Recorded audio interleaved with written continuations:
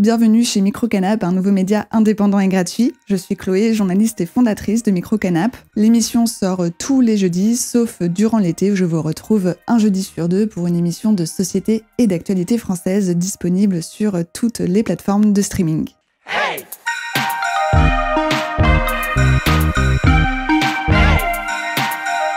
Microcanap!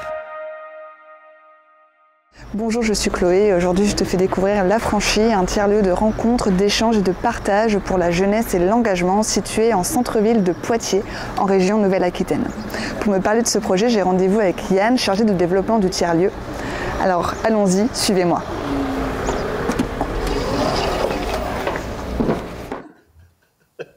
Bonjour Yann. Bonjour Chloé. Merci de m'accueillir ici. Merci à toi d'être venu. Si je comprends bien, La Franchie, c'est un tiers-lieu créé par l'association LAFEV. LAFEV, ça veut dire l'association de la Fondation étudiante pour la ville. Pour celles et ceux qui ne savent pas ce qu'est un tiers-lieu, la coopérative des tiers-lieux a fait une définition plutôt efficace, donc je vais la lire tout de suite. Les tiers-lieux sont l'incarnation d'un espace d'activité marchande ou non marchande, d'un contrat social qui se décompose à travers 3 dimensions. Un parcours d'émancipation individuelle, une dynamique collective, une démarche motivée par l'intérêt général. Quel est le but de LAFEV et pourquoi s'être installé sous une forme de tiers-lieu à Poitiers ?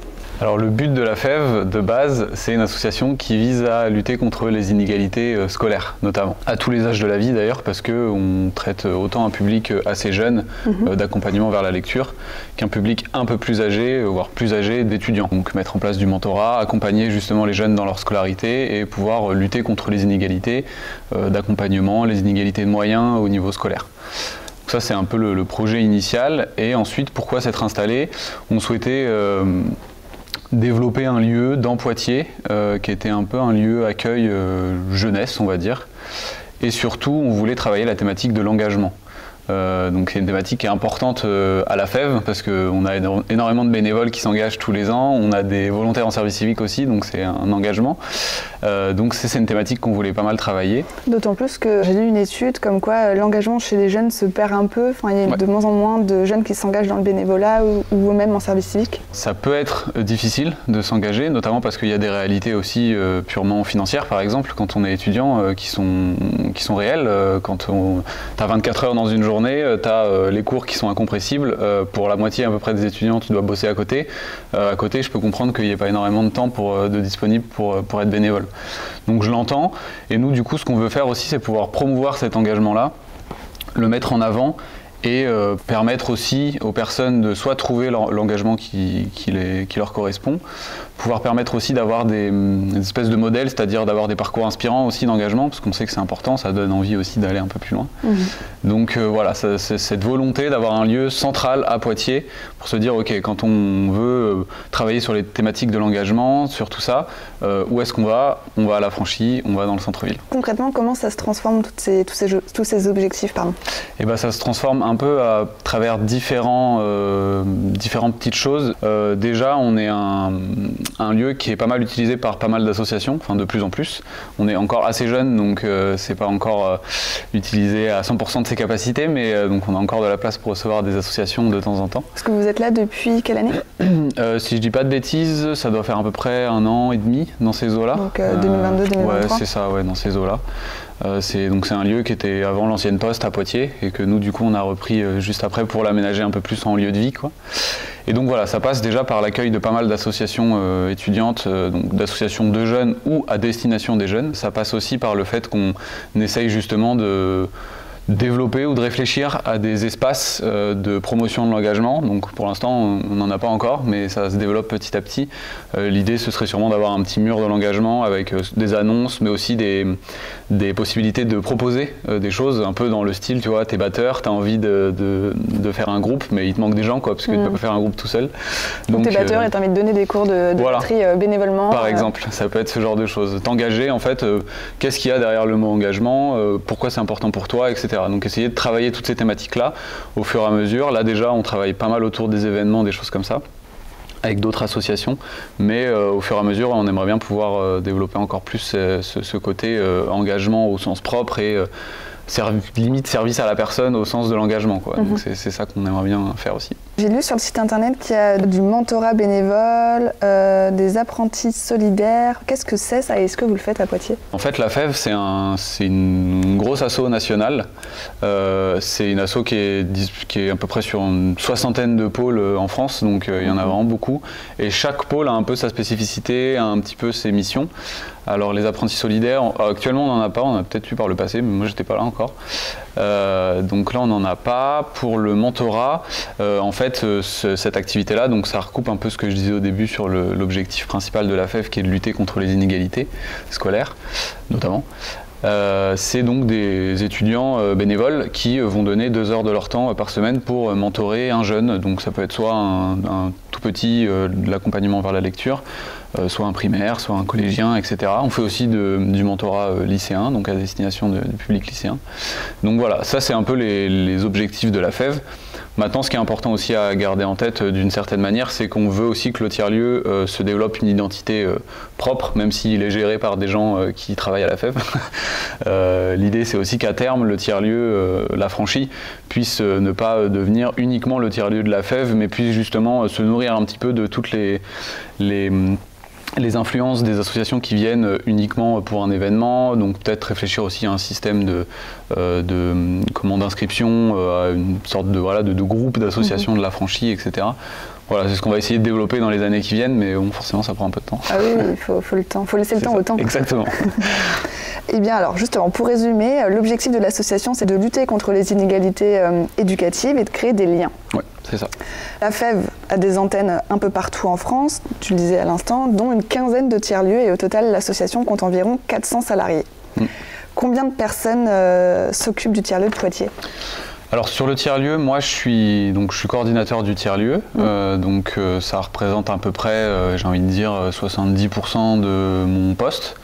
Après je suis sur d'autres projets, notamment sur les projets de démocratisation de l'enseignement supérieur, un autre projet aussi, mais qui recoupe aussi un petit peu les objectifs de la franchise, parce qu'on aimerait bien aussi créer ce lieu jeunesse dans Poitiers. C'était aussi à terme l'idée de recevoir plein de publics et que ces publics-là puissent se rencontrer et que donc un collégien, une collégienne, un lycéen, une lycéenne, un étudiant, une étudiante puissent en fait tous se retrouver un petit peu au même endroit et donc par la force des choses se rendre compte qu'en fait pour les plus jeunes les études c'est accessible, c'est faisable, peut-être en discuter, etc. Donc je travaille aussi sur ça, donc il y a moi qui suis pas mal de temps. J'ai une équipe de volontaires en service civique, là j'en ai 7, qui s'appellent Ouais, on en a 7 dans mon équipe, et qui s'appellent les ambassadeurs de l'université, parce qu'ils travaillent notamment sur toutes les thématiques en lien avec l'université, les visites de campus, ils animent des permanences sur le campus, etc. Donc ils sont beaucoup en lien et au contact avec le public étudiant de Poitiers. Et le but quand ils font ces permanences, c'est quoi? C'est de parler de la franchise? Pas que, en fait c'est de parler un peu de... Ça peut être une des possibilités, mais ça peut être aussi, par exemple, mettre en avant les services de l'université que peut-être les étudiants et les étudiantes ne connaissent pas, typiquement le service handicap étudiant ou les choses comme ça, où en fait ça peut être des situations où tout le monde est confronté peut-être une fois ou connaît quelqu'un qui est confronté au moins une fois à une situation de handicap. Ou le service de santé aussi, parce que j'ai fait une vidéo à ce propos sur le cabinet dentaire. Qui est ouvert pour les étudiants précaires. Et en fait, peu d'étudiants étaient au courant. Alors, je ne dis pas qu'il n'y a pas eu de communication, mais finalement, de nos jours, on est un peu noyé sous toutes les infos tout le temps. C'est tout à fait ça. C'est pour ça que ces permanences, notamment, c'est vraiment un travail un petit peu de proximité, on va dire. Et l'idée aussi, c'est qu'il y ait une récurrence, c'est-à-dire qu'en fait, là, pour l'instant, notre rythme, c'est toutes les 2 semaines. On a ce stand. Et donc, l'idée, c'est ils disent, OK, donc c'est les ambassadeurs de l'université, c'est les volontaires de la FEV. On va pouvoir aller leur demander, leur poser des questions, etc. Donc l'idée des volontaires aussi, c'est qu'ils aient une image assez exhaustive, on va dire, de ce qui existe en termes de services, d'événements aussi, de choses comme ça, quoi. Donc voilà, ça c'est un peu leur objectif quand ils sont sur les permanences. Entre autres, et puis l'idée aussi c'est de pouvoir créer du lien justement pour pouvoir transmettre les informations plus facilement, quoi. Comme tu le disais, il y en a beaucoup, donc c'est cool quand on peut faire ça en tête à tête, quoi. Donc voilà, il y a Céline aussi qui est notre DT qui est en partie sur la franchise. Elle est salariée? Elle est salariée, ouais, tout à fait. DT, c'est quoi? C'est délégué territorial. Okay. Donc c'est un peu la chef de Poitiers, quoi. Enfin, de la FEV Poitiers, pas de Poitiers en général.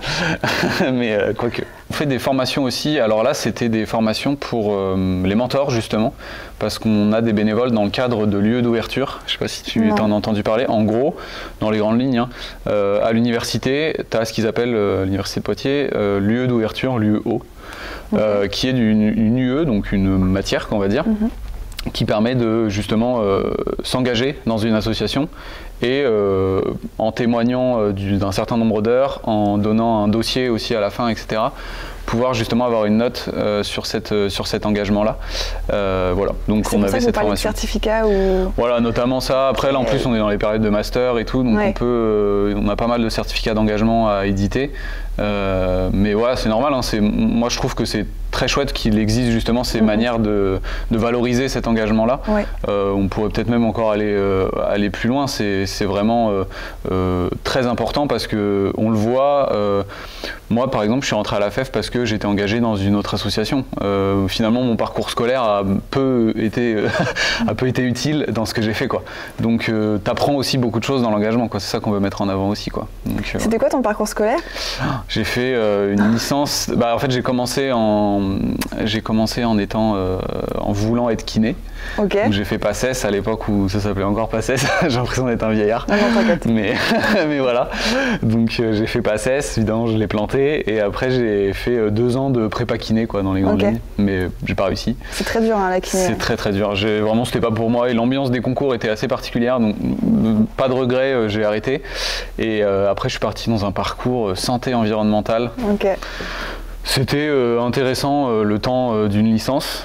Après, j'ai fait 1 mois de master et j'ai arrêté. Donc c'est vrai que ton parcours, c'est pas du tout. Rien à voir. Pas un master en lien avec de l'associatif ou. Rien. Même le domaine social, en fait, parce que nous, on est quand même pas mal aussi dans cet aspect social. Moi, je l'ai pas du tout traité dans mes études. Je l'ai vraiment beaucoup plus traité sur mes engagements associatifs. Qu'est-ce qui t'a fait entre guillemets, basculer dans le domaine associatif, justement? Mon expérience avec mon autre association, je me disais, tiens, ça a l'air intéressant quand même quand on est au contact direct des gens. J'aime bien aussi l'objectif de l'association qui n'est pas forcément de faire du profit, mais simplement de pouvoir fonctionner. Ça me parle. Ouais, c'est stressant par contre. C'est stressant, par contre c'est stressant. Et en fait, il y a plein d'autres difficultés, évidemment, qui sont notamment devoir aller chercher des financements, etc. Avoir aussi cet aspect un petit peu objectif à tenir, parce qu'il y a des contrats, etc. Mais par contre, je trouve qu'il y a vraiment un sens dans ce que tu fais. Et j'aime bien aussi ce côté contact directement. Là, nous, on est au contact direct, par exemple, avec plein de services civiques, plein de volontaires dans notre association. Et plein de bénévoles. Et plein de bénévoles aussi, et plein de gens même qui viennent, qui ne sont pas ni volontaires ni bénévoles. Qui viennent profiter du lieu. C'est ça, ouais. On n'en a pas encore énormément, mais de temps en temps, on en a quelques-uns. Ouais. Je suis étonnée parce que c'est super grand, il y a des chaises, il y a des canapés. Je pense qu'on a des efforts à faire au niveau visibilité, ne serait-ce que visibilité extérieure, mais c'est en cours, on est en train de travailler dessus. Et puis du reste, en fait, on se rend compte qu'une fois que les gens ont passé la porte une fois, que ce soit à travers un événement ou une formation, ils viennent après plus facilement passer, etc. Donc voilà, ça on le développe petit à petit. C'est dur de leur faire passer la porte? Ouais, c'est pas évident. Je pense que là, sur toutes les structures jeunesse de Poitiers, on a une grosse difficulté qui est de comment on fait pour faire venir du monde. Parce que en fait il y a déjà pas mal de choses qui existent, ne serait-ce que là en fait autour de la place, là il fait beau, etc. Les gens ils vont plus se poser en terrasse que venir à la franchie, ou alors donc je comprends. Nous l'idée du lieu aussi c'est qu'il soit évolutif, donc on puisse aussi petit à petit se questionner sur ok, est-ce que c'est la bonne direction artistique qu'on prend, etc. Mais c'est encore jeune, donc ça après, va. Tout le monde n'est pas que sur les écrans ou que en terrasse, il y a plein de jeunes qui ont envie de juste j'aimerais bien dessiner mais pas chez moi, quoi. Ou lire un bouquin mais pas chez moi. On peut venir faire ça Oui, bien sûr. L'idée du lieu, c'est que c'est vraiment un lieu d'accueil très vaste, c'est-à-dire il y a de la place, il y a des petites salles, donc on peut vraiment venir faire ce que tu veux venir faire, quoi. Je sais pas si on appelle ça comme ça. Quand j'étais au collège, il y avait un foyer. Ouais, c'est un peu ça. Et du coup, c'est un peu ça, c'est comme le foyer. C'est un peu dans l'esprit. Là, le foyer qui correspond un peu plus à la définition du foyer, ce serait peut-être la MDE parce qu'elle est directement sur le campus. Nous, on est, même si il y a un petit peu de campus en centre-ville, mais on est un petit peu excentré. Du campus mais finalement vous êtes dans le centre-ville. C'est ça, mais voilà, donc il y a des avantages et des inconvénients honnêtement. Pour l'instant, on n'a pas encore énormément de gens qui viennent comme ça, spontanément. Mais ça peut arriver et je me fais pas trop de soucis. L'idée c'est aussi de commencer à se faire connaître petit à petit à travers des événements. Et puis bien identifier ce qu'on peut venir faire aussi à la franchise, c'est-à-dire travailler, lire un bouquin, boire un café, discuter avec les volontaires. Puis finalement peut-être s'engager pour faire du mentorat pour des jeunes, ouais, carrément. D'ailleurs. Ouais, carrément, s'engager à la FEV ou même dans d'autres associations, parce que l'idée aussi c'est qu'on est en lien avec tout un réseau d'associations. C'est ça, d'associations locales. Donc l'idée c'est qu'on peut aussi aiguiller plus facilement sur le côté, tiens, moi j'aimerais bien travailler sur ces thématiques-là. Mais si je veux m'engager, c'est que ça peut être que pour du mentorat ? À la FEV, non, on peut s'engager différemment. Moi, je m'occupe d'un programme qui s'appelle le mentorat d'accueil. Ça, c'est des étudiants plus âgés qui accueillent des étudiants plus jeunes. Qui accueillent, c'est-à-dire ? L'idée, c'est de les accueillir à la fois sur le campus, donc tout ce qui est en lien avec la vie étudiante, et puis aussi dans la ville de Poitiers d'une manière assez générale. De les intégrer, en fait, un petit peu, si tu veux, à la vie étudiante de Poitiers. Quel type d'événements et d'ateliers peuvent être organisés ici ? Est-ce que tu as des exemples concrets Ouais, c'est une bonne question. Pour te dire, en fait, on organise des distributions alimentaires avec Helpjung 86. Helpjung 86. C'est ça. Le reportage est sorti au mois d'avril. Bravo, belle tradition. Donc tous les mercredis soirs, on organise une distribution. Enfin, ils organisent une distribution. Nous, honnêtement, on prête juste nos locaux. mais voilà, on peut organiser ce genre d'événement. Vu qu'on est assez bien centré et assez bien situé, merci, dans la ville de Poitiers, ça peut être aussi l'occasion justement de pouvoir développer ces activités-là que les autres associations font, mais dans un endroit un peu plus central, qui change un peu, qui fait événement. On organise des formations aussi, que ce soit des formations pour la FEV ou des formations pour d'autres associations. L'espace est grand, tu l'as dit, donc l'idée c'est qu'il est aussi modulable, il y a plein de petites salles, il y a moyen de projeter, il y a un grand tableau, enfin voilà, l'idée c'est aussi il y a pas mal d'aspects qui sont positifs pour organiser ces temps-là. Ça peut être aussi des soirées, simplement. On a fait là mercredi soir dernier, il y avait soirée des duos, donc c'était les volontaires qui avaient organisé ça et chacun venait avec chaque bénévole qui voulait venir venait avec son duo et ils faisaient des petites activités, des petits jeux pour savoir quel était le duo qui se connaissait le mieux, un petit peu comme les amours quoi, dans l'ambiance. Et donc ça typiquement c'est une des activités que nous on organise à travers nos équipes de volontaires, qui organisent ça très bien. Et sinon, il y a pas mal d'AG, de réunions, des choses comme ça pour les associations. On va travailler là on va travailler avec Volart, avec l'association Volart. C'est une association qui traite notamment toutes ces thématiques de genre, de féminisme, etc. Et là, on va faire notamment des activités de confection de tote bag, de confection de fresques, d'ateliers d'écriture. L'idée, c'est vraiment de pouvoir de se sentir libre aussi pour pouvoir proposer des choses, parce que nous, on peut aussi accompagner dans ce projet-là, quoi. On peut aussi dire, moi, j'aimerais bien faire une association, je sais pas, de tricot, mais je sais pas trop comment y prendre et tout. Et nous on peut prendre un peu de temps pour dire ok, t'aimerais bien t'engager là-dedans, c'est important pour toi, pas de souci. On va regarder comment faire, comment on fait, qu'est-ce qu'on peut mettre en place, etc. quoi. Donc voilà, on peut aussi proposer cet accompagnement qui peut être assez chouette. Vous organisez aussi un bric-à-brac solidaire. Ouais. Est-ce que tu peux m'en dire plus? Ouais, je peux t'en dire plus, ouais. Ouais, je peux t'en dire plus. Le bric-à-brac, donc c'est un événement qu'on a organisé en lien avec Valoris, qui est la filière de réinsertion, de valorisation d'anciens mobiliers, d'électroménagers de la Croix-Rouge. Donc qui récupère pas mal de mobilier, d'électroménager, de vaisselle, de déco, beaucoup de choses honnêtement, de literie aussi, enfin en vrai c'est extrêmement varié. Et ils récupèrent ça tout au long de l'année, ils nous font un petit stock. Et puis arrivé en septembre, tout au long du mois de septembre, on fait plusieurs éditions de ce fameux bric-à-brac, qui est une sorte de braderie brocante solidaire. Et l'idée c'est que nous on propose un petit peu aux étudiants, aux étudiantes de venir pour pouvoir se meubler à pas cher quoi. Et en plus se meubler de seconde main, donc qui est en plus un double objectif. On a parlé des objectifs de la franchise qui étaient notamment démocratiser l'enseignement supérieur et l'engagement. L'idée c'est aussi de pouvoir mettre en avant évidemment les thématiques de développement durable, de réduction des déchets, tout ça. Mais Donc ça passe notamment par cet événement du bric-à-brac. L'idée c'est aussi de pouvoir après reverser les fonds à Valoris et puis qu'ils puissent fonctionner aussi de leur côté. Et nous ça nous permet aussi d'avoir des espaces pour pouvoir parler, commencer à parler un petit peu des thématiques qu'on va aborder dans l'année, etc. Tout à l'heure on parlait de la thématique de l'engagement. Est-ce que vous êtes souvent à la recherche de nouveaux bénévoles, de nouveaux services civiques chez Affranchi? L'idée c'est de tous les ans de devoir aussi continuer à chercher des bénévoles. Donc s'il y a des personnes qui sont intéressées, qui n'hésitent pas et qu'elles n'hésitent pas à aller directement sur le site de la FEV, il y a énormément d'infos, un petit formulaire assez rapide et simple à remplir, ou sur l'Insta de la FEV d'ailleurs, qui est accessible aussi. Et après sur les volontaires, pareil, en fait c'est des contrats qui durent un peu moins d'1 an, donc tous les ans du coup on change les équipes de volontaires et on accueille de nouveaux et de nouvelles volontaires. Donc l'idée c'est que si jamais ça intéresse des personnes de s'engager justement en tant que volontaire ou en tant que bénévole, qui n'hésitent pas à nous contacter, nous on répondra avec grand plaisir. Je te remercie Yann. Merci Chloé. Je vous remercie d'avoir regardé cette émission. N'hésitez pas à nous soumettre des sujets à traiter en commentaire et si ce n'est pas déjà fait, n'hésitez pas à vous abonner à notre chaîne YouTube ou au profil Spotify, Apple Podcast et Deezer. Et on est aussi présent sur Instagram et TikTok, alors n'hésitez pas à aller jeter un coup d'œil. Je vous retrouve dans 2 semaines pour un nouveau sujet.